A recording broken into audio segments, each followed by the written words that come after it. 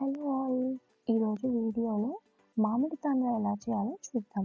ముందుగా మామిడి పండు ముక్కల్ని ఇలా మెత్తగా పేస్ట్ చేసుకోవాలి. దీన్ని స్టవ్ మీద లో ఫ్లేమ్‌లో పెట్టుకొని కలుపుతూ ఉడికించాలి. ఇలా ఉడుకుతున్నప్పుడు ఇందులోకి కొంచెం చక్కెర వేసి లో ఫ్లేమ్‌లోనే బాగా ఉడికించుకోవాలి. ఇది బాగా ఉడుకుతున్నప్పుడు ఇలా కొంచెం ప్లేట్‌లో వేసి చూస్తే ఇది జారకుండా ఇలా థిక్‌గా ఉంటే ఇది పర్ఫెక్ట్‌గా ఉడికినట్టు. ఈ మ్యాంగో ప్యూరీని నెయ్యి రాసిన ప్లేట్‌లో వేసి ప్లేట్ అంతా ఈవెన్‌గా స్ప్రెడ్ చేసుకొని ఒక 3 రోజులు ఎండలో పెట్టుకోవాలి. ఇది బాగా ఎండితే ప్లేట్ నుంచి ఈజీగా సెపరేట్ అయిపోతుంది.